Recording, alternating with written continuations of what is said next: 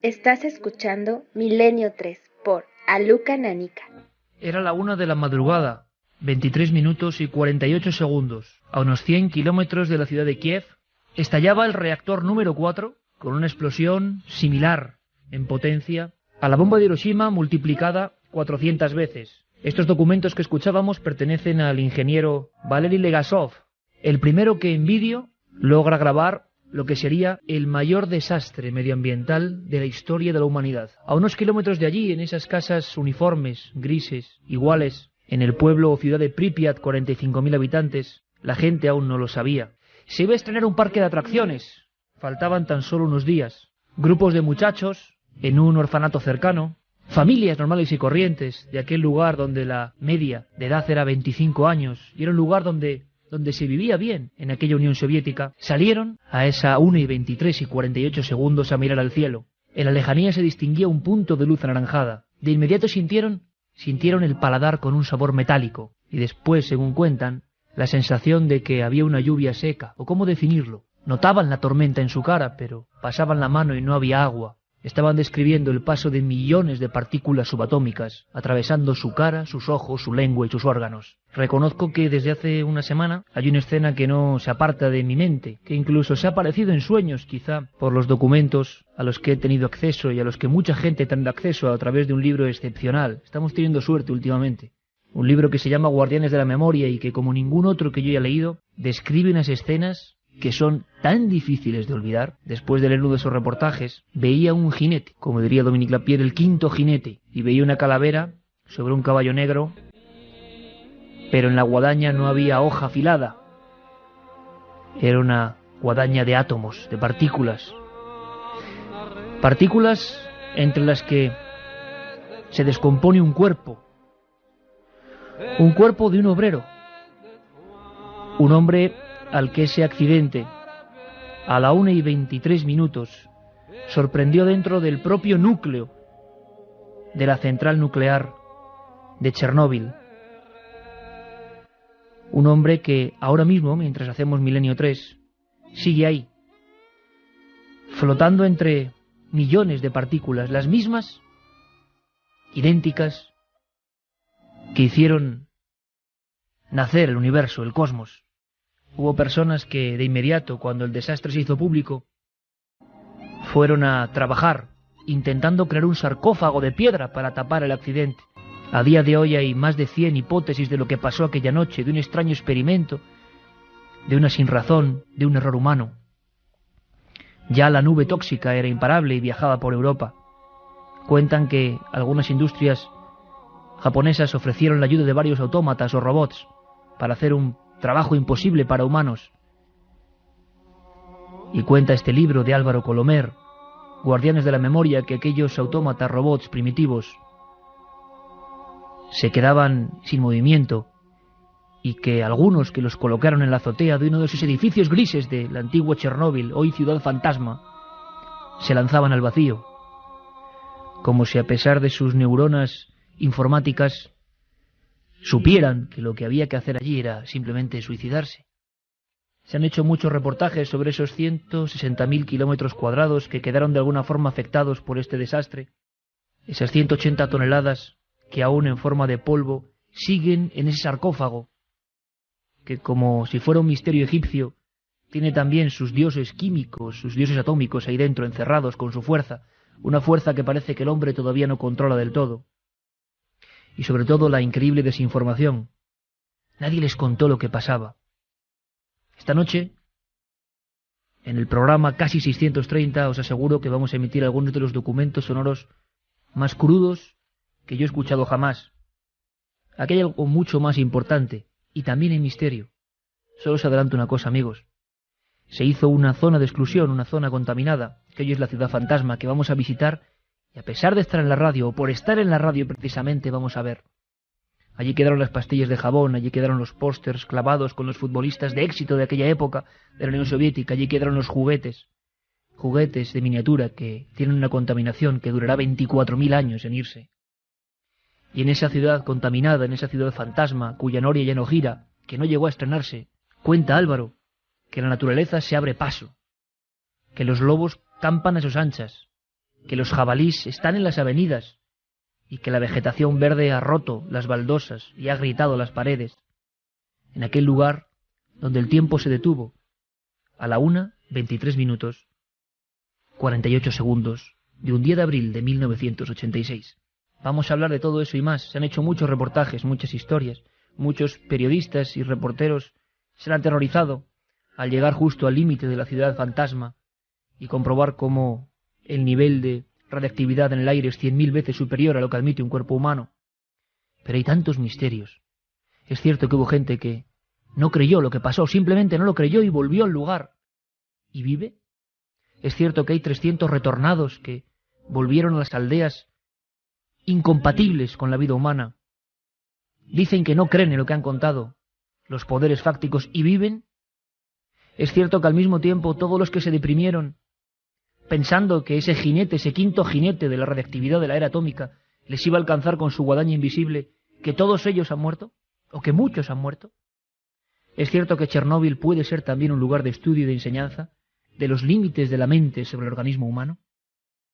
Se han hecho muchos reportajes, se han oído muchas voces, pero os aseguro que ninguno de ellos, a mí por lo menos, espero que vosotros también, me ha llegado tan adentro como uno de los 5 reportajes de Guardianes de la Memoria, de Álvaro Colomer, un periodista de prestigio, colaborador de La Vanguardia, colaborador de esa revista literaria Que Leer, que ha recibido premios incluso por el reportaje de Chernóbil, importantísimos a nivel europeo, y que, con imágenes, nos ha dejado escenas que, como digo, corréis el peligro si escucháis este programa o si leéis el libro. Corréis el peligro, digo, de que nunca os abandonen. Las voces de Chernóbil, de alguna forma, siguen ahí, en el aire, como esas partículas que estarán en esa ciudad antiguamente soviética durante los próximos 24.000 años. Nos hicieron pasar por los exámenes, que en realidad al final era... o sea, los profesores ya decían, mira, os lo aprobamos todo, pero os tenéis que ir ya, porque no se puede esperar más. Los daños pasarán de padres a hijos, porque la radiactividad pasa del suelo o el agua a las plantas, que luego se comen los habitantes de estas zonas. Así que la contaminación radiactiva pasa a la gente durante todos los días.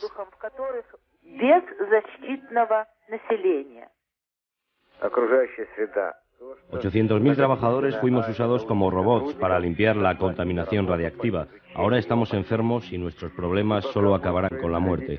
Todavía hoy quedan muchos restos del accidente de Chernóbil y sus efectos van a durar los próximos 20.000 años. Fue un momento dramático de mi vida.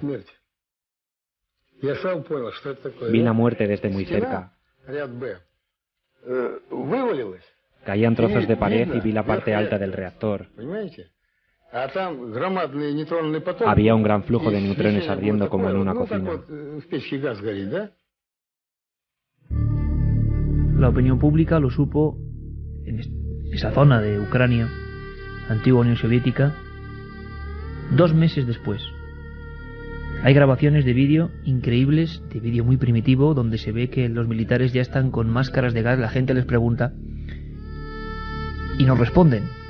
Al mismo tiempo, y luego lo escucharemos, partículas, esas mismas partículas que atravesaban los cuerpos humanos, que siguen ahí, impactan contra la película.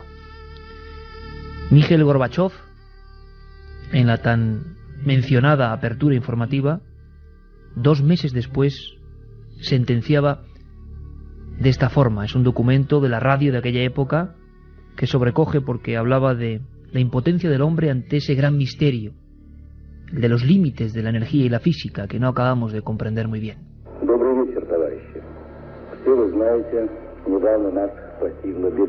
Buenas tardes, camaradas. Todos ustedes saben ya qué desgracia nos ha ocurrido. La avería en la central nuclear de Chernóbil, que ha afectado a la población soviética y ha conmocionado a la comunidad internacional. Es la primera vez que chocamos con la realidad de una fuerza tan amenazante como la energía nuclear que escapa al control. Ese silencio informativo del que vamos a hablar con nuestro invitado, que nos escucha ya desde la cadena SER en Barcelona, de alguna forma ha sido apaciguado o se ha combatido hoy por internet. Carmen ha estado todo el día buceando junto con nuestro compañero Carlos Largo, que una vez más ha hecho un trabajo formidable de recopilación y ha estado observando imágenes muy difíciles de olvidar. Carmen, buenas noches. Buenas madrugadas, Iker. Pues la verdad es que sí, aún quedan imágenes que muchos de los periodistas, de los fotógrafos que han logrado internarse en esa ciudad fantasma han recogido. Son imágenes de otro tiempo, son muñecas que han quedado allí olvidadas, quemadas, son fotografías, recuerdos que la gente tuvo que dejar. Se llevaron nada más que, como les decían, ropa de deportes, porque iban a pasar algunos días en el bosque, según les dijeron las fuerzas de seguridad, y dejaron allí toda su vida, sus triciclos, sus bicicletas, sus muñecas, las camas, todo lo que una vida conlleva ha quedado perdido en la ciudad fantasma de Chernóbil.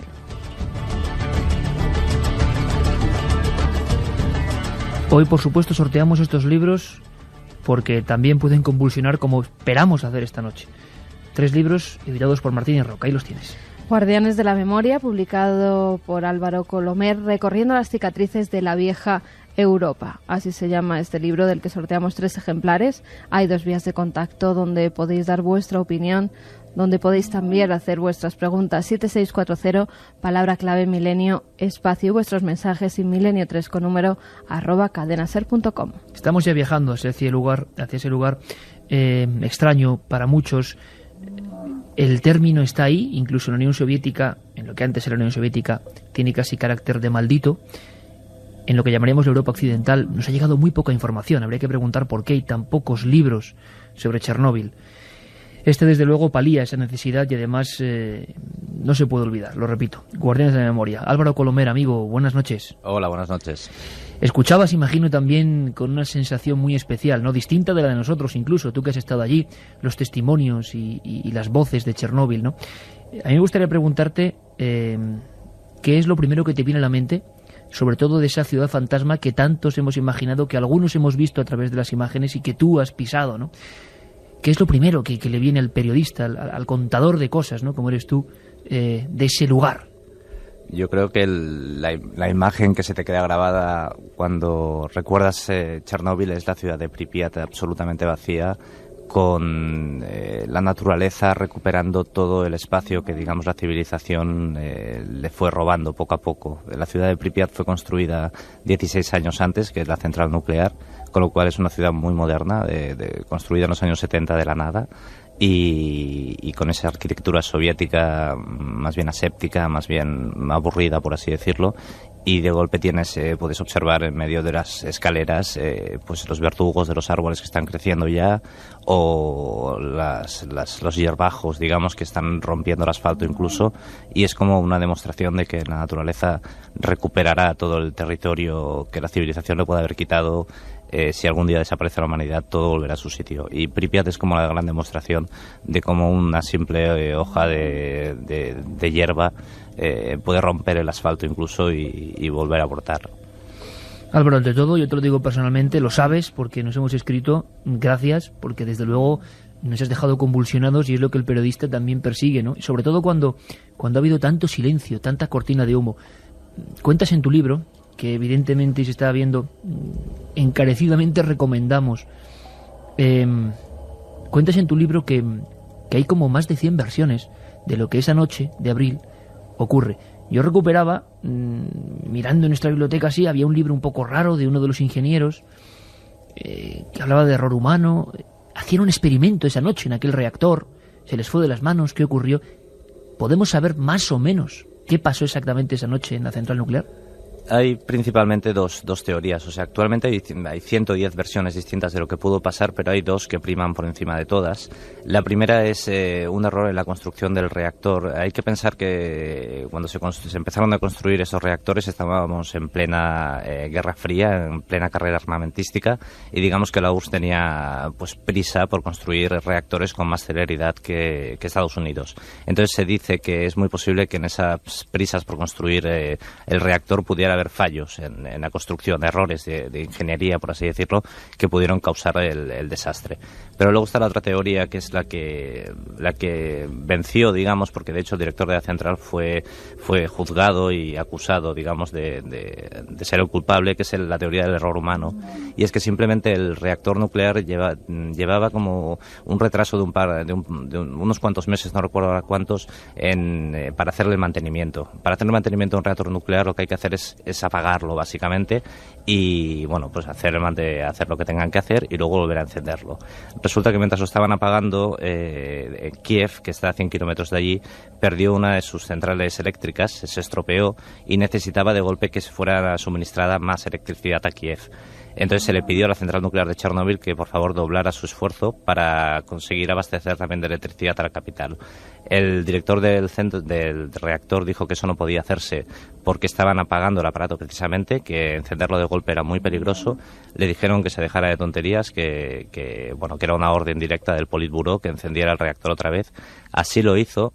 Hubieron algunos problemas en ese momento, pero consiguió el reactor abastecer a Kiev, pero esa misma noche, de madrugada ya, cuando intentaron volver a apagar el aparato para hacer el mantenimiento de nuevo, es cuando ya explotó todo por los aires. Esta es la teoría, es la versión más difundida, pero aún así todavía en Moscú actualmente se dicen que hay cientos de documentos sin desclasificar.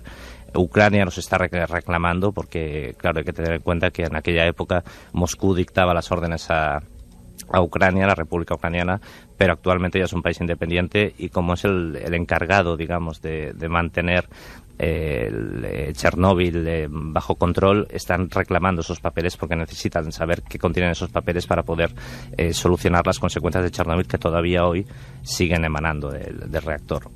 Pues al parecer 180 toneladas en forma sobre todo de polvo que están ahí y que no se sabe si ese sarcófago de piedra construida por tantos miles de personas de los que luego vamos a hablar, pues se mantendrá durante mucho tiempo o no.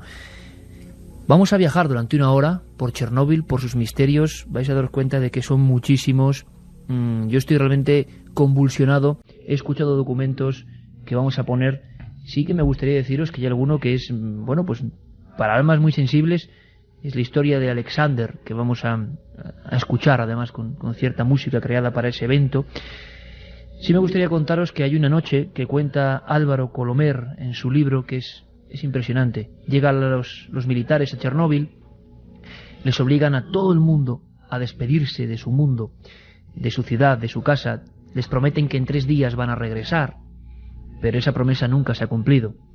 La gente se va con sus mínimos enseres y se quedan las mascotas.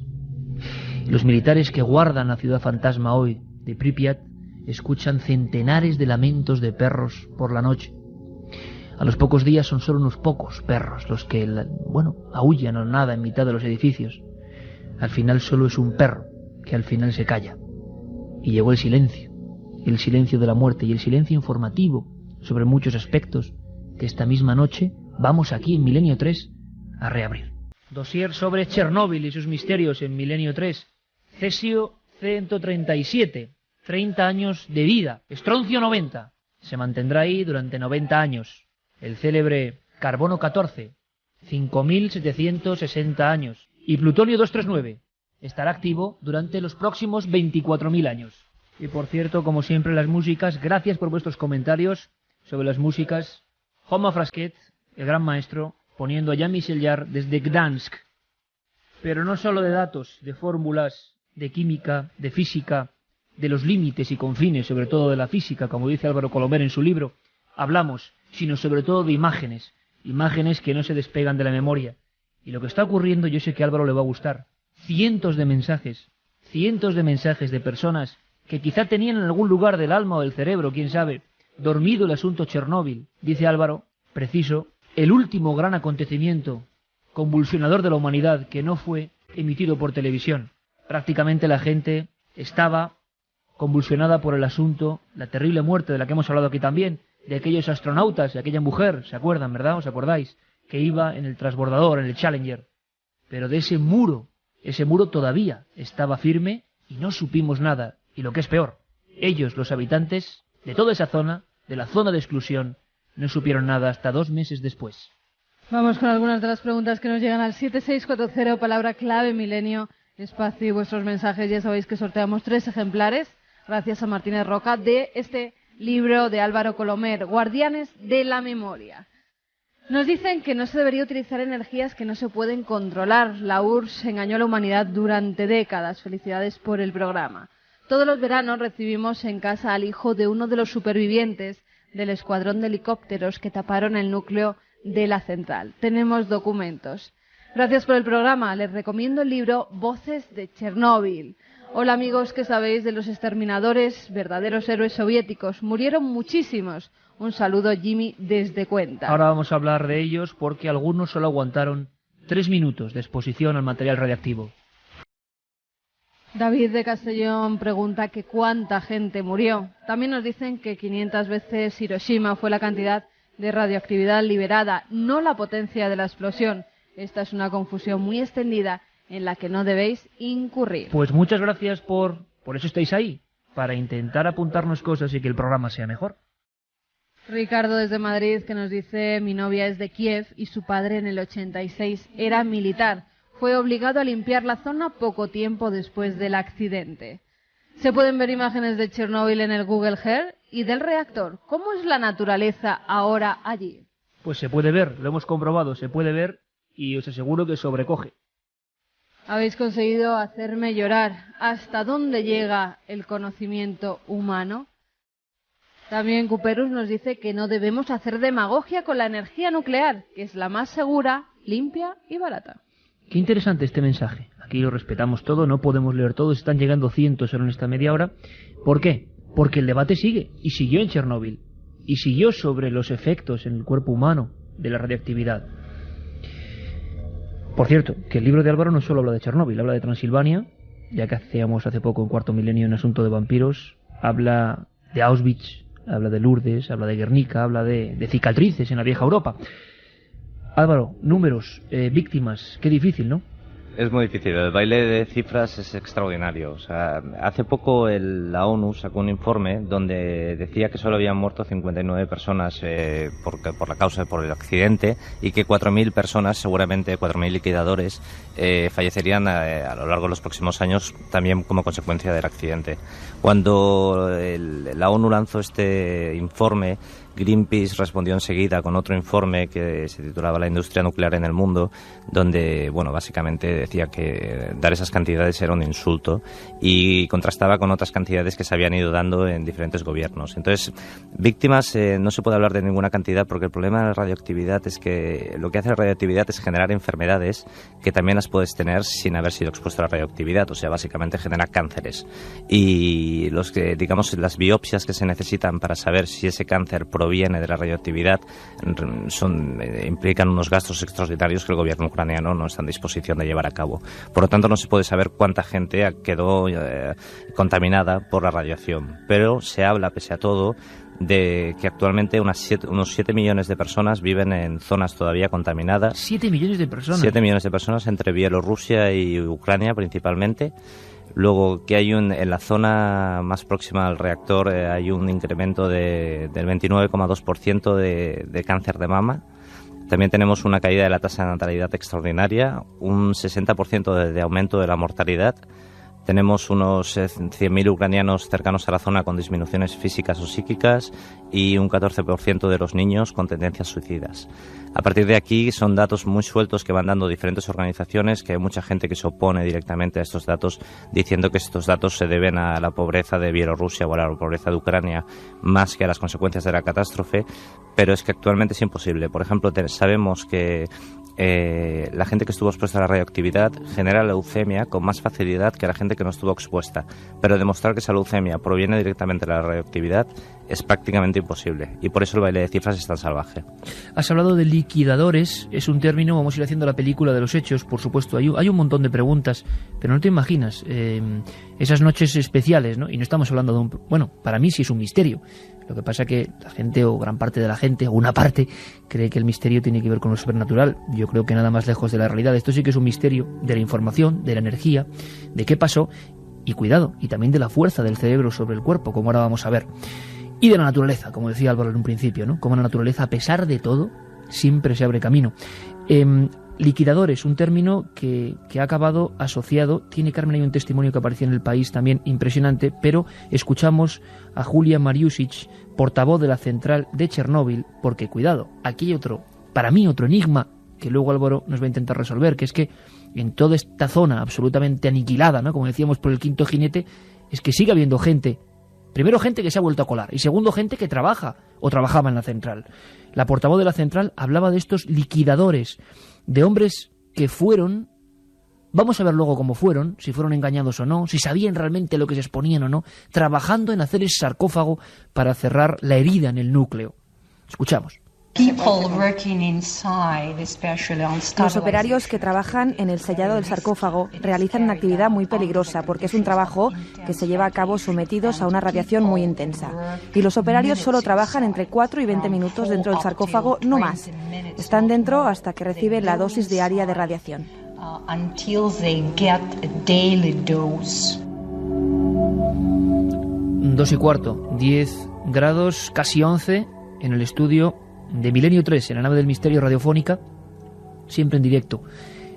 Esto impresiona tanto, escuchar estas palabras así como tan burocráticas sobre radiación, exposición a la radiación, como algunos testimonios que se han sabido sobre, por ejemplo, esposas, ¿no?, de esos liquidadores. Carmen. Sí, es el testimonio de Lyudmila Ignatenko. Ella era la mujer del bombero Vasily Ignatenko. Y la verdad es que El País publicó su testimonio y es un testimonio muy duro. Ella dice que se despiertan en mitad de la noche, al marido le llaman porque como bombero tiene que acudir a apagar un incendio en un principio completamente normal. Es más, no se ponen trajes especiales ni nada, dice que iban con la camisa que llevaban en ese día, en esa noche justamente que estaban durmiendo, que a las 7 de la mañana la llaman y la dicen que su marido está en el hospital. Cuando lo ven, dice que estaba hinchado, inflado, que casi no tenía ojos. Después, tanto a su marido como a otros les trasladan a Moscú. No les dan más información, incluso las mienten, dice que tienen que ir a coger ropa para trasladar a sus maridos y es entonces cuando un avión los recoge a todos y se los lleva a Moscú. Ella va hasta Moscú buscándole a él y lo que se encuentra es terrible. Se encuentra, y leo palabras textuales publicadas por el diario El País el 9/4 del año 2006. Nos decía: tenía el cuerpo entero deshecho, todo él era una llaga sanguinolienta. Le levantaba la mano y el hueso se le movía, el hueso le bailaba, se le había separado la carne. Pedacitos de pulmón, de hígado le salían por la boca, se ahogaba con sus propias vísceras. Me envolvía la mano con una gasa y la introducía en su boca para sacarle todo aquello de dentro. En fin, documentos de personas reales, con nombres y apellidos. Hay quien habla de miles de personas empleadas en ese trabajo de faraónico, por un lado, hablando de sarcófago, por la cantidad de personas empleadas. Pero ¿en qué circunstancias? Álvaro, tú no voy a decir especulas, sino que demuestras más o menos que muchas de aquellas personas no sabían a lo que se exponían realmente, y esto sí que me parece algo tan terrorífico que demuestra otro enigma, la maldad humana y burocrática a veces que no tiene límites, ¿no? Sí, digamos que cuando el Politburo vio lo que estaba pasando, lanzó un llamamiento, digamos, a todos los ciudadanos de la URSS, a todos los ciudadanos con oficios prácticos, por así decirlo, de transportistas, carpinteros o cualquier tipo de oficio que pudiera servir para liquidar las consecuencias de la catástrofe, de ahí viene el nombre liquidadores. Y lo que te dicen estos liquidadores, que todavía puedes encontrar algunos, es que cuando el Politburo te llamaba, tú tenías que ir. O sea, el Politburo te decía, necesitamos voluntarios. Como para negarse, ¿no? Como para negarse. En el 86 en Ucrania. Exactamente. Entonces ellos te dicen que, bueno, los consideraron voluntarios y que luego los consideraron héroes nacionales por haber ayudado a quitar aquello, pero que, bueno, que te dicen que de voluntariado aquello no tenía absolutamente nada. Y luego, aparte, por ejemplo, hacían a esta gente le decían que, bueno, que había habido una pequeña fuga y tal, que tenían que ir para construir el sarcófago, que quizás la palabra sarcófago es un poco complicado, o sea, es una gran caja, digamos, de hormigón con la que tapar todo el reactor directamente, porque el reactor había quedado al aire libre y los golpes de viento pues continuaban levantando polvo reactivo que se iba para otros países. Entonces lo que hacen es poner una gran caja, que hay unos 90.000 personas participan en la construcción de estas cajas y de 76 etnias diferentes, o sea, realmente de toda la URSS, Y bueno, construyen este gran sarcófago y aparte 600.000 personas más contribuyen en todo lo demás, ¿no? En todas las otras tareas que eran necesarias. Por ejemplo, a los chavales menores de 20 años se les dice que si van a ayudar a la central nuclear se salvarán de hacer la mili, que en aquella época era obligatoria de 2 años, por solo trabajar durante 3 minutos. Pero es que esos 3 minutos consistían en trabajar en el tejado del reactor 3, el de al lado del que había explotado, porque ahí arriba era donde la radiación era más intensa. Se sabe que mucha de esta gente murió bastante pronto y chavales, pues en los vídeos puedes ver que iban todos contentos porque claro, por trabajar 3 minutos, librarte de la mili de 2 años, pues estaban encantados de la vida y sin acabar de comprender realmente cuáles eran las consecuencias de lo que iban a hacer. Uno de los, 7640, palabra clave milenio, y milenio3 con número @cadenaser.com. Y toda esa gente que nos asegura que tiene documentos, que conoce a personas, pues les agradecemos mucho, si es posible, que nos envíen esa información a través del mail, porque, pues, evidentemente, conociendo con más profundidad lo que pasó en Chernóbil, pues nos hemos también puesto de ese lado, ¿no?, de informar de lo que se sabe y de contarlo, y lo contaremos en los formatos que nos sea posible, porque ahora mucha gente, y lo noto, y son noches en las que se nota, está viéndose convulsionada. Todos recordamos. Yo tenía 13 años cuando ocurrió y creo que Álvaro tú también. Yo también. Sí, aquellas imágenes, ¿no?, un poco brumosas, de un accidente y nunca supimos, como tantas veces pasa, nunca supimos qué ocurrió y qué puede seguir ocurriendo. Hay unas escenas que hemos visto esta noche que yo no puedo olvidar tampoco y que me gustaría contar. Carmen, es un vídeo, pequeñas cámaras de aquellas incluso no voy a decir ni vídeo aficionado, de Super 8, de lo que tuvieran tomavistas. Se llama El último día de Pripyat. Y se está viendo a las familias y a la gente pues bañándose, jugando con sus perros, unos niños jugando con un perro blanquito. Un día normal, la gente paseando. Es ese día del accidente, ¿no? Sí, horas antes. Paseando con su barra de pan metida en las bolsas, habían ido a comprar. Otra pareja que se casaba, estaba entrando en el coche de bodas. Son imágenes de la vida real, cosas que estaban sucediendo en ese mismo momento y que no sabían que eso ya había explotado, que la radioactividad se estaba propagando como la pólvora, e incluso hay una persona en ese vídeo que ve a 2 militares que llevan máscaras sobre sus caras y le pregunta: ¿por qué llevan ustedes máscaras? Y estos no contestan, bajan la cabeza y siguen caminando. Y además un lugar, 45.000 almas, que tenía cierto prestigio, ¿no?, de contribuir a esa carrera por la técnica, ¿no? El comunismo y la tecnología avanzadísima de los sabios soviéticos podía dominar la naturaleza, no había peligro. Pero esos policías, esos militares, tenían máscaras. Y un detalle que vais a escuchar. En lo que es la filmación vieja, se escucha y se ve esas partículas de las que hablábamos, de alguna forma impactando contra el negativo, contra la película, y generando un sonido que, si lo pensamos bien, puede ser terrorífico, ¿no? Y que gracias a Internet se recupera.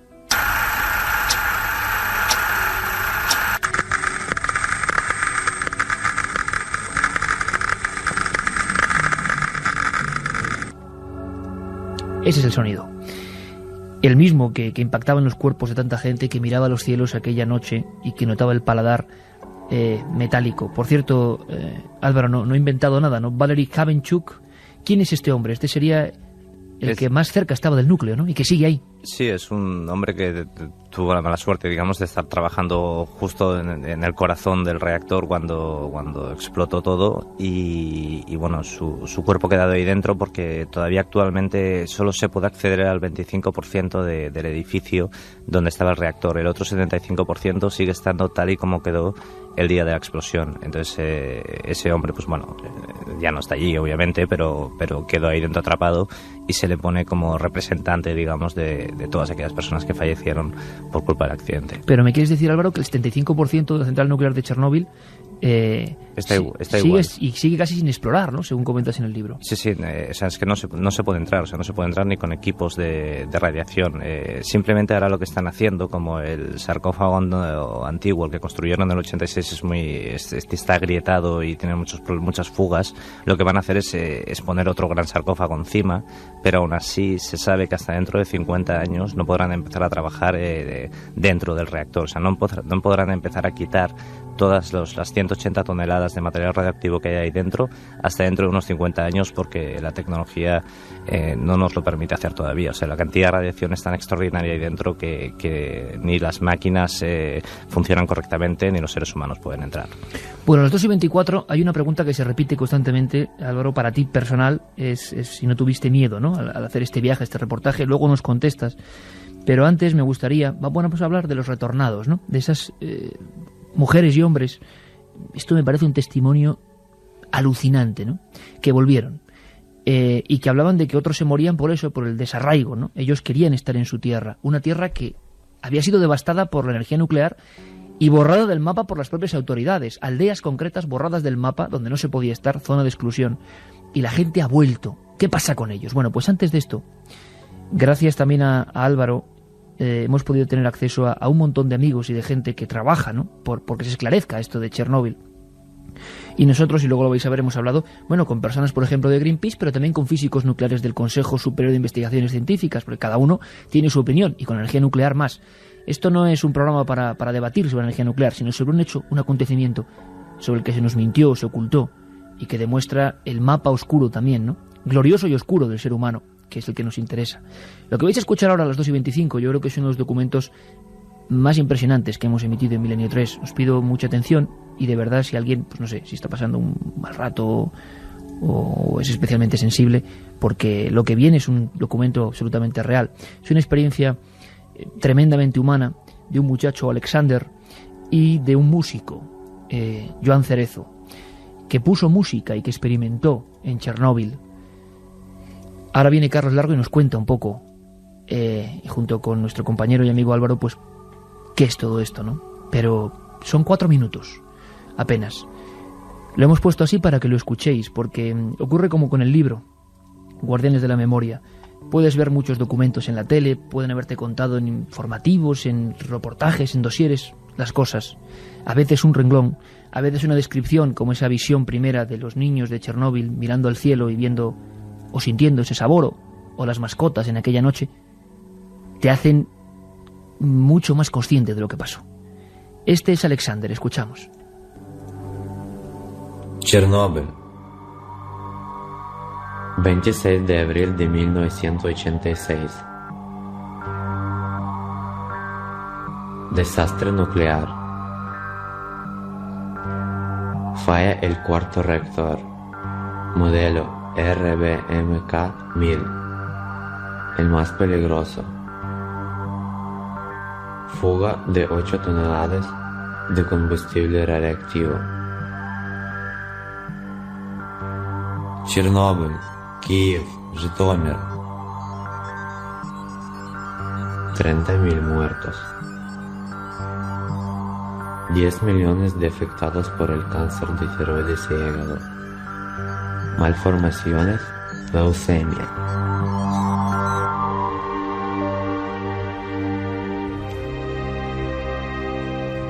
Hola, soy Alexander.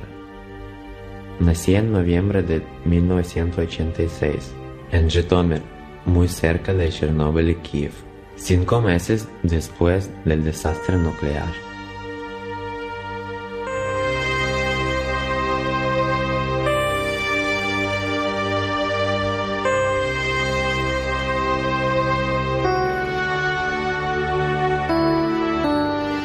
Mi padre nos abandonó cuando tenía solo 3 años.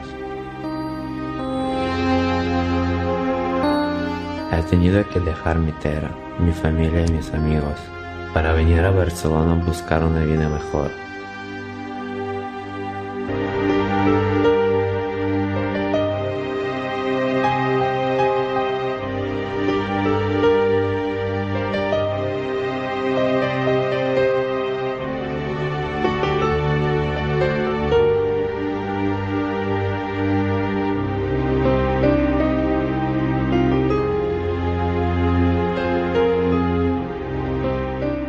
Hace un año que siento dolores muy fuertes por todo mi cuerpo.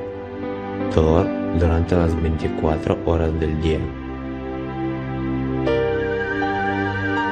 Me he visitado muchos doctores, análisis, radiografías, chequeos. Todos dicen que no tengo nada, pero yo siento el dolor de día y de noche.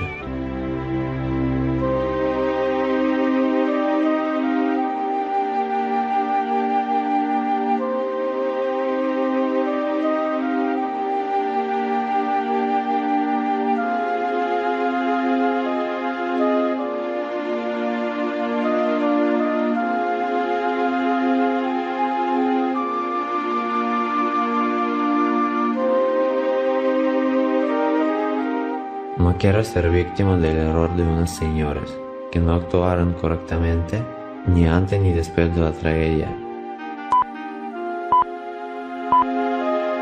Ellos no tienen ningún problema, viven felices. Aunque las perseguirá siempre el remordimiento de tantos muertos, tanto enfermos.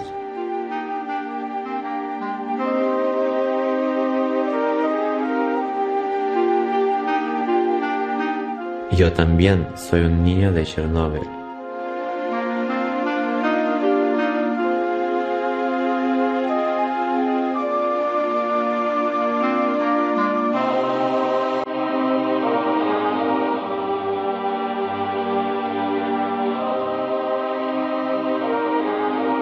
Me asusta el atardecer de la vida, porque todavía soy muy joven.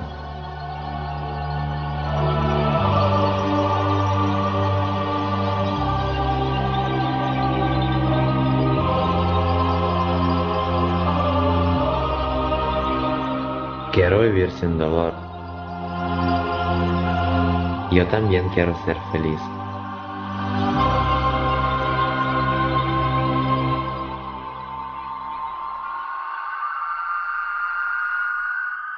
Milenio 3. Iker Jiménez. Cadena SER. Hemos lanzado estas palabras y esta música de Joan Cerezo y este testimonio de un niño de Chernóbil a los aires cósmicos sirva como homenaje, porque Alexander, este mismo muchacho, ya no existe. Pero su testimonio estoy seguro que ha conmocionado a muchos y les ha hecho tomar conciencia real de lo que pasó a la 1 de la madrugada de aquel día de abril de 1986. Carlos, buenas noches. Muy buenas noches. Bueno, sí, uno de los documentos noches, más Carlos. impresionantes que hemos emitido. Hacíamos francos esfuerzos, ¿no? Porque esto te deja caos realmente. Pero es la historia de un muchacho y la historia de un músico, una historia que también tiene mucho de grandeza, ¿no? Una historia muy bonita, la verdad. La conocíamos de mano de Álvaro Colomer. Nos daba varias personas con las que había hablado, y entre ellas pues estaba Joan Cerezo, un músico catalán que curiosamente pues colecciona también sintetizadores analógicos, de ahí esa característica de su música. Y bueno, en el año 2005 se embarcó en un proyecto musical como homenaje a Chernóbil.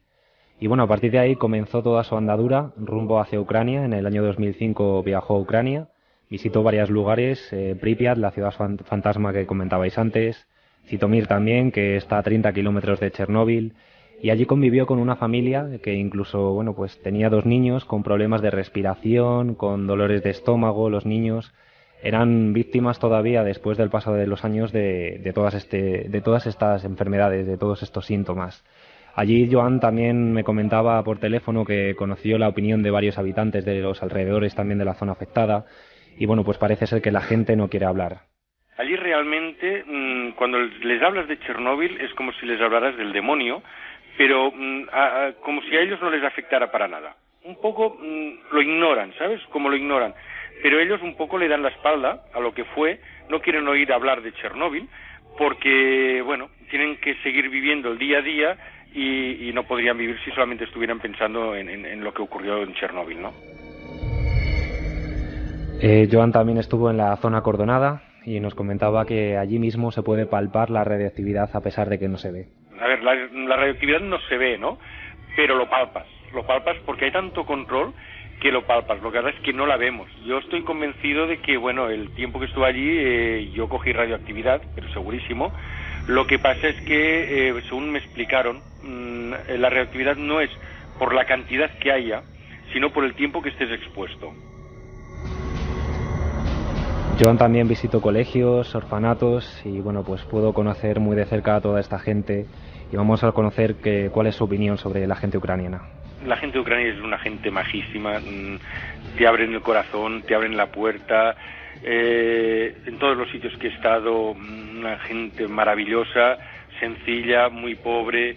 Yo solo te diré una frase. Allí me acompañó Alexander, otro Alexander, también de la ciudad de Zitomir, y justo cuando iba a ir a visitar Chernóbil, yo le pregunté a Sasha, uno de Kiev, que es el que organizó todo el viaje. Yo le dije, Sasha, digo, ¿realmente hay peligro? ¿Me expongo mucho en ir allí? Y me dice, Joan, solo Dios lo sabe. Lo que hay allí, solamente Dios lo sabe. Entonces yo a Alexander le dije, Alexander, si no me quieres acompañar, porque te da miedo, porque aquí todo el mundo está asustado de este viaje, no vengas. Y Alexander me dijo, dice, Joan, dice, si es malo para mí, es malo para ti. Si tú vas, yo también voy. Bueno, hay que aclarar que este chico, Alexander, fue uno de los 2 niños de la familia con la que convivió en Zitomir. No es el testimonio que escuchábamos antes. Este testimonio que escuchábamos lo conoció Joan en Barcelona. Como comentaba el propio Alexander, viajó en busca de una vida mejor aquí, pero llevaba varios meses sintiéndose mal. Los análisis médicos parecían que no daban resultados. Estaba sano, según los resultados médicos, pero bueno, pues hace unos meses pues falleció. Carlos, gracias amigo, es un lujo contar contigo, gracias. Impresionante, Carmen, es que se pueden decir pocas cosas después de escucharlo de Alexander y después de escuchar que esta gente, la que hacemos viva, ¿no?, gracias a la radio, y su mensaje continúa, pues ya no está entre nosotros, quizá por las consecuencias de aquel accidente, repetimos, la mayor catástrofe de la historia de la humanidad a nivel medioambiental. Álvaro, nos repiten constantemente en el 7640 una cosa que es lógica y humana y normal y comprensible, y más cuando uno ve los controles de entrada a esa ciudad fantasma, ¿no? Que además, si fuera en otro lugar del planeta Tierra, tendría connotaciones diferentes, pero esos edificios, ese hermetismo incluso, ¿no?, en las formas urbanísticas, esa grisura, esa noria que no gira, esos coches de choque que se han convertido en esqueletos de hierro que desde luego ya no funcionan y parece que están esperando a niños que nunca van a regresar, ¿no? Todo eso a ti, imagino, como periodista, valiente desde luego, tuvo que pesarte en algún momento, ¿no? No sentiste ese miedo de lo desconocido, de la radioactividad, de ese mal, o bien, no lo sé, pero de eso que afecta y que no se ve. Mira, lo que pasa realmente es que vas para allá asustado. Yo también hablé con muchos médicos y me dijeron lo mismo que ha comentado en el anterior testimonio, que el problema de la radioactividad es el tiempo de exposición, o sea que si vas solo, por ejemplo, una semana, en principio no debería pasar nada. Pero esto siempre teniendo en cuenta que la radioactividad está en forma de polvo. Esto significa que si hay un golpe de viento se te pueden entrelazar cualquier mota de polvo radioactiva en el jersey o te puede incluso entrar en el sistema respiratorio, con lo cual hablaríamos ya de un problema grave. Yo, por ejemplo, cuando volví a Barcelona tiré toda la ropa que había empleado durante el viaje porque precisamente el miedo era que se hubiera entrelazado algo en la ropa.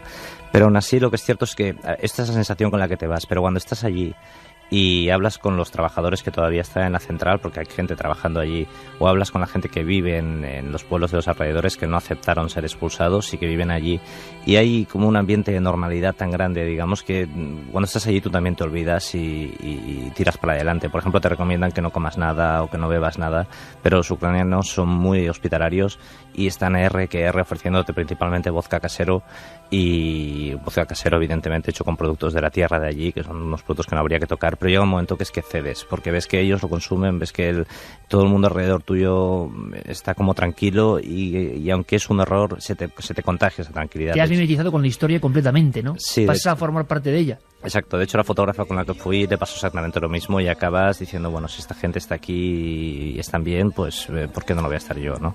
Y bueno, te la juegas, pero de todas formas luego cuando sales de la zona de exclusión tienes que pasar unos controles para ver si has quedado contaminado, por así decirlo, pero bueno, son unos controles absolutamente ridículos, porque son unos aparatos de la época de los 80 que básicamente parece una broma, pero es así, es un aparato con 2 pivotes, uno para cada mano, tú coges esos 2 pivotes y hay una gran bombilla verde y una gran bombilla roja. Si se enciende la roja tienes un problema enorme, es que te has quedado contaminado, y si se enciende la verde es que te puedes marchar, que no estás contaminado. Pero yo estoy convencido que siempre se enciende la verde, o sea, porque ese aparato solo lo ves y dices, este aparato ya no funciona, o sea, este sistema a lo mejor servía a los 80 porque no había nada más, pero actualmente no es un sistema válido. Y entonces, bueno, pues cruzas los dedos y no sé, mejor no darle muchas vueltas. Hubo acontecimientos difíciles de explicar para la ciencia. Por ejemplo, un bosque entero se volvió naranja. como suena, el bosque naranja, evidentemente, lo bautizaron así los habitantes de la zona. Los peces gato gigantescos empezaron a verse, porque evidentemente las centrales nucleares tienen que alimentarse como si fuera sangre de agua. Pero también esa radiactividad pasó a formar parte del ciclo de la vida, el río, la ribera, las plantas. Y aquí llegamos a uno de los mayores enigmas que nos podemos encontrar, y que a mí, que me bebí el libro en una noche que no podía parar, me hizo dar un brinco, ¿no? Hablamos de los retornados, personas aferrados a ese viejo sentimiento, ¿no?, ucraniano, de no desarraigo, de formar parte de su tierra, de no marcharse de donde ha nacido. Y entonces muchas personas, incluso ancianas, volvieron, y los militares, cansados de ver cómo por las noches saltaban las alambradas de la zona de exclusión o de la zona contaminada, al final ya les dejaron estar allí bajo su propia responsabilidad. Creo que son 300 los retornados. Lo más curioso es lo que ahora Álvaro nos va a contar. Mientras muchos miles de personas estaban afectados de dolencias y la depresión de pensarse afectados por la radiactividad les minaba y hacían que muriesen poco a poco, estos retornados que dicen que no creen en el desastre nuclear o que minimizan sus posibilidades de afección en el cuerpo humano, viven y están sanos. Y esto, no me digáis que no es un misterio. Я тут народилась, y ya де вже не була, як нас вивезли. He nacido aquí y solo me siento bien en esta casa y no quiero irme. No me he sentido bien en ningún otro sitio. Cuando voy a ver a mi hijo a Kiev, enseguida me duele la garganta por la contaminación de los coches. En cambio, aquí estoy bien. Dicen que aquí hay radiación, pero yo respiro bien en esta casa. Da igual si me muero hoy o mañana, pero no quiero traicionar a mi tierra. No pienso irme. Ну, мені тут легко дихати. У нас ліс, вода, навкругом леса, сосна.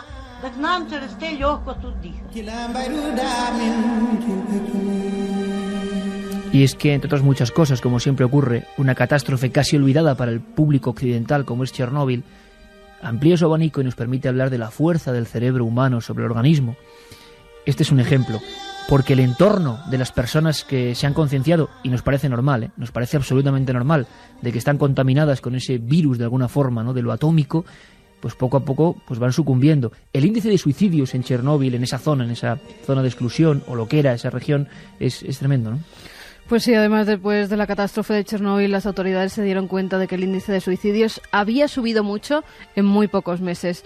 Decenas de personas, viendo los efectos secundarios que había provocado la radiación en sus vecinos e incluso amigos, decidieron poner fin a sus vidas y no sufrir en muchas ocasiones el deterioro de ellos mismos y también el de sus familias, sobre todo el de los niños más pequeños. Uno de los oficiales que sobrevoló la zona y posteriormente acudió en numerosas ocasiones a ese centro radioactivo fue Valery Legasov. Hemos hablado de él al principio del programa. Y le hemos escuchado filmando por vez primera la columna de humo, el incendio, ¿no?, en la oscuridad. Llegó, como hemos visto, cuando aún se estaban produciendo pequeñas explosiones e incluso desde el avión se recogen sus palabras diciendo: esta es la luz de la muerte. Justo 2 años después de que se produjera esa explosión y sabiendo que estaba contaminado, decidió poner fin a sus 51 años de vida.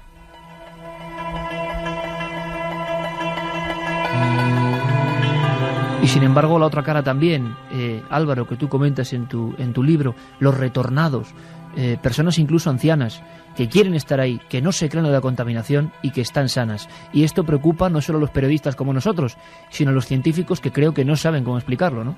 No, esto es lo que llaman la paradoja de Chernóbil, que, bueno, más o menos unas 500 personas decidieron regresar a la zona contaminada y aunque el ejército intentó prohibírselo en numerosas ocasiones, al final la insistencia de esta gente en que querían estar en sus casas, aunque hubiera radioactividad, pues bueno, era más fuerte, ¿no? Hay que tener en cuenta que aparte de la ciudad de Pripyat y de Chernóbil, que aparte de Chernóbil, además de dar el nombre a central, es una ciudad en sí muy pequeñita, pero es una ciudad, había 76 pueblos más que fueron desalojados. Estamos hablando de unas 500.000 personas desalojadas y reubicadas. 76 aldeas desalojadas. Exactamente. Por el ejército. Por el ejército y toda la gente que vivía en esas aldeas reubicada por toda la Unión Soviética. O sea, el gobierno soviético ya se preocupó de dispersar a esta gente lo máximo posible, digamos, ¿no?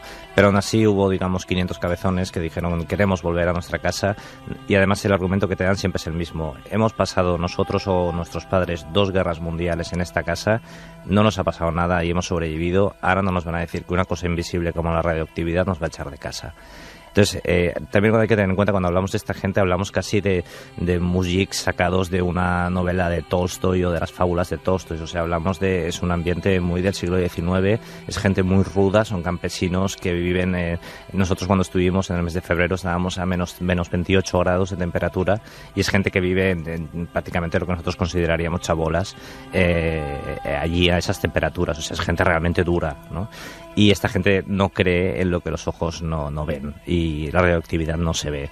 Me contaba una mujer que, bueno, al principio de regresar al pueblo, vieron que los tomates nacían con el corazón negro. O sea, por dentro los tomates estaban negros, pero pese a eso, tenían un cierto buen aspecto, y que, bueno, como era lo que daba la huerta, pues decidieron pues comerse un tomate. Y viendo que no les pasaba nada, pues a partir de entonces empezaron a comer los tomates de corazón negro, ¿no? Que ya te explica eso un poco cómo está de contaminada la zona, y cómo son a la vez estas personas que, pese a esta conducta, no se mueren. Bueno, se van muriendo porque son casi todos gente mayor. Actualmente tienen unos 70 años la mayoría, y bueno, por una lógica de la vida, pues van falleciendo, ¿no? Pero de ellos, yo he estado en pueblos con campesinos de estos que están cortando leña todo el santo día, y tienen una fuerza y una salud excelente. Mientras que la gente que se fue a otras, se fue reubicada, como por ejemplo en el distrito de Boyarka, que es un barrio de Kiev. La cuarta zona le llaman, ¿no? La cuarta zona la llaman, que es una zona que quedó muy contaminada pues por las rachas de viento que hubo en el momento de la explosión. Y en esa zona, donde viven 35.000 habitantes, el 90% de la población tiene algún tipo de problema de salud. Bien sea psíquico o bien sea físico. Hay que tener en cuenta que hay muchos problemas de alcoholismo, depresión, todo tipo de problemas psíquicos que en principio el desarraigo podría hacer pensar que vienen derivados de la reubicación de estas personas, pero también puede hacer pensar que es por las condiciones económicas de Ucrania, que también hace que, bueno, mucha gente no esté demasiado feliz, digamos, ¿no? Siempre esa ambigüedad de no saber bien qué ocurre. Pero sí que es cierto que el 90% de un barrio de Kiev está enfermo, y prácticamente el 100% de las personas que viven en la zona contaminada, y que por tanto deberían estar tremendamente enfermas, están absolutamente sanas. Y esto es a lo que se llama la paradoja de Chernóbil. La paradoja de Chernóbil, que también nos lanza el interrogante, ¿no?, de cómo afecta nuestro pensamiento, nuestra actitud sobre nuestro organismo. Evidentemente esto no es la Biblia, ni mucho menos, ni se puede tomar al pie de la letra, pero ahí está el caso. Y los científicos... Tampoco se cuenta mucho esto, tampoco es que haya, y luego lo comentaremos, muchísimas biografías profundizando en los misterios de Chernóbil, como la que ha hecho nuestro compañero, entre otros casos, Álvaro Colomer, en sus Guardianes de la Memoria. La Organización Mundial de la Salud asegura que el cuerpo humano, y digamos el sistema de la vida normal, ¿no?, puede permitirse el lujo de soportar en su organismo entre 15 y 20 microregens, entre 15 y 20, de esta medida tan extraña que la mayoría de la gente no conocerá. En la zona, en esa cuarta zona, por ejemplo, o en esa ciudad fantasma, se llegaron a alcanzar no 15 o 20, sino 100.000. Al mismo tiempo, en esos 100.000, esta gente vive. Con lo cual, yo creo que los misterios son absolutamente increíbles. Tenemos un rápido reportaje, porque se habló de la nube tóxica. ¿A dónde llegó? Es que, claro, el viento la llevó de un lado para otro y recorrió Europa. En España llegó a haber miedo. Hemos hecho un seguimiento, si se puede decir de alguna forma, de esa nube.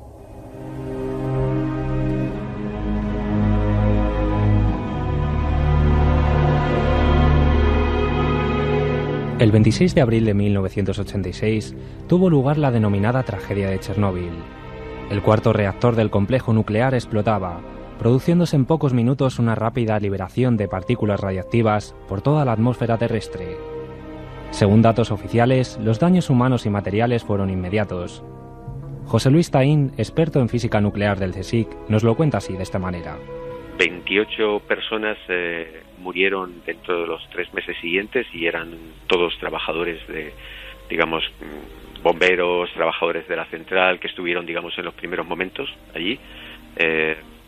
Otras 19 personas murieron en los años siguientes, aunque ya en este caso no se puede, digamos, decir que la muerte fuese consecuencia, digamos, de la radiación recibida, y un total de unas ciento y tantas personas, no recuerdo ahora el número exactamente, sufrieron, digamos, enfermedad por culpa de la radiación recibida, aunque no murieron. Ana Lagni, traductora de la embajada ucraniana en España, también recuerda con tristeza los momentos posteriores a la tragedia. Al cabo yo creo que eran de 3 a 5 días, por la presión internacional y por la dimensión de la catástrofe, y también por el tema de que el viento, que aquel día sí que hizo mucho viento, entonces una gran parte de la radiación se fue a Suiza, y gracias a esa presión internacional empezaron a admitirlo. Lo que pasa es que, claro, la gente que estaba cerca, pues la radiación era de un nivel muy alto y ya había bastante peligro. La nube radiactiva no solo afectó a gran parte del país ucraniano. Otros países vecinos e incluso zonas más lejanas de Europa también notaron las consecuencias de la catástrofe. Así nos lo contaba Carlos Bravo, responsable de energía nuclear de Greenpeace. Y esa nube radiactiva, que además se mantuvo alimentada durante varios días por un gran incendio que se produjo en la central siniestrada, pues esa nube radiactiva viajó miles y miles de kilómetros con su carga radiactiva, contaminando grandes áreas no solamente de Bielorrusia, Ucrania y Rusia, que son las zonas más afectadas, sino pues Escandinavia, el norte de Europa, luego el centro de Europa, y también pues nos alcanzó a la península ibérica, especialmente Cataluña y Baleares, ¿no? Gracias a las condiciones atmosféricas, la nube radiactiva tardó en llegar a España, pero anteriormente ya había realizado un largo recorrido.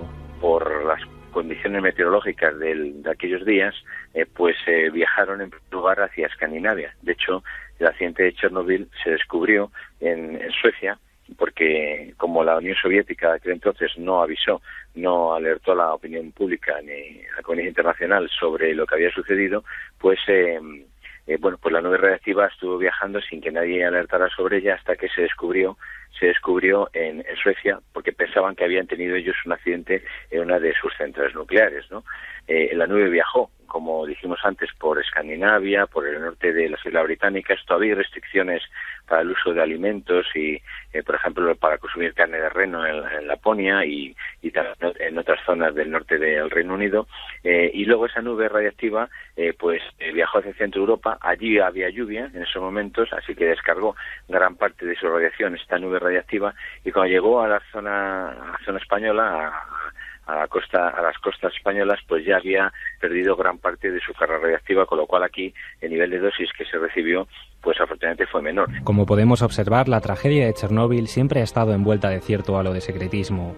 Muchos países no realizaron por entonces ningún tipo de estudios para comprobar los efectos que se habían generado en sus poblaciones, pero las desgracias llegarían años más tarde, en forma de todo tipo de enfermedades. Y también el accidente demostró pues que la reactividad no conoce fronteras, y que en el caso de un accidente nuclear pues no hay ningún plan de emergencia que pueda funcionar, ningún periodo, ninguna zona de exclusión, sino que la reactividad se va a dispersar aleatoriamente dependiendo de las condiciones meteorológicas, y afectando incluso más a zonas más alejadas de la zona de la central que zonas cercanas.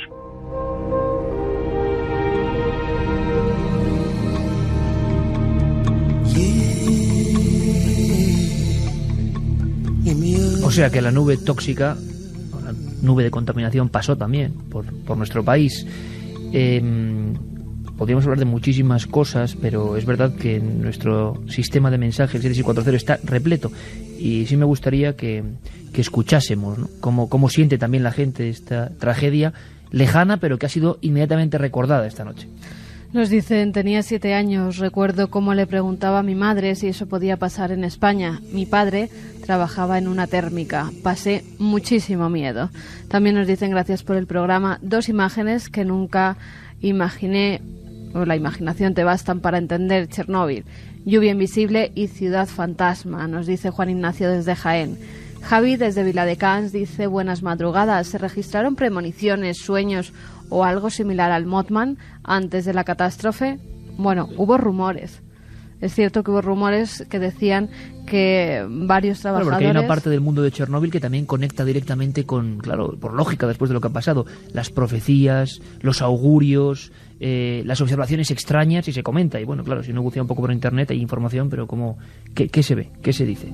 Pues decían que varios trabajadores días antes habían visto sobrevolando la zona una especie de ser negruzco que no tenía cabeza, que tenía unas grandes alas y ojos muy rojos. Incluso se dice que en el mismo momento de la catástrofe, cuando ya los helicópteros estaban sobrevolando la zona, entre ese humo surgió un pájaro enorme negro que todos identificaron con ese ser extraño, con el Mothman, y pensaron en que ese pájaro pudo presagiar esa catástrofe. Desde luego un arquetipo, ¿no? Un pájaro de la muerte señalando muerte.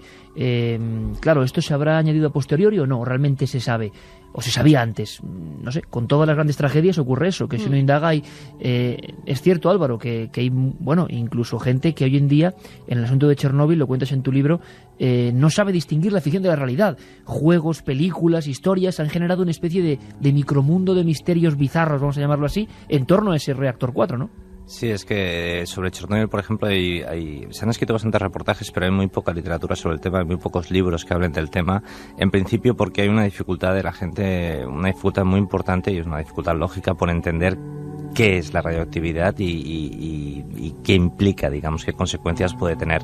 Yo he llegado a estar con una mujer que España es un gran país receptor de niños de Chernóbil y ella misma me confesó que la primera vez que iba a recibir un niño, que esto parece un chiste, pero que tiene en parte cierta lógica la pregunta que le preguntó ella a la encargada de la asociación de traer a niños, si el niño, si de algún modo brillaba. Y esta ignorancia, digamos, respecto a la radioactividad se ha visto reflejada luego en los libros. No hay literatura sobre el tema. Entonces, la poca literatura que hay, principalmente un libro que se titula The Roadside Picnic, de los hermanos Strugatsky, es un libro que habla de una zona de exclusión donde hay unos ovnis y tal. Es una novela de ficción, pero habla de ovnis y ocurre también en una zona parecida a Ucrania. Y actualmente, si tú hablas con un ucraniano y le hablas de esta novela, es muy curioso porque ves que casi todos los ucranianos han cambiado el argumento de esta novela y te dicen que esta novela en realidad la zona de la que habla Chernóbil y se olvidan totalmente de los ovnis, pese a que es el argumento principal de la novela, y te hablan de que la novela trata sobre una segunda explosión de Chernóbil que produce mutaciones genéticas y que hay monstruos en Chernóbil. La novela va sobre unos cazadores de estos monstruos. Y cogiendo esta tergiversación de la historia real, una empresa de juegos de ordenador hace poco sacó un juego de ordenador que se basaba precisamente en esto, en esta alteración de la historia, que es pues un segundo Chernóbil, mutaciones genéticas, y en este videojuego pues el jugador va a la caza de mutantes, por así decirlo. O sea que la leyenda urbana también ha alcanzado a Chernóbil. Carmen, incluso tú que tienes un dossier con fotografías de animales con mutaciones tremendas, ¿no? Animales y personas. Hay verdaderas mutaciones terroríficas, parecen monstruos como los que han realizado en Scalter, que es ese videojuego que han hecho para PC y que es tan realista, incluso mezclando imágenes pues que hoy mismo podemos contemplar a través de la red. Dani desde Valencia nos dice: vi un documental en el que los militares que intentaban tapar el núcleo no tenían más protección que una simple mascarilla. Aquello me impactó mucho. Javi desde Granada: buenas, soy ambientólogo, he estudiado a fondo este desastre. Fue una cadena de errores humanos lo que ocurrió, como bien ha contado el invitado.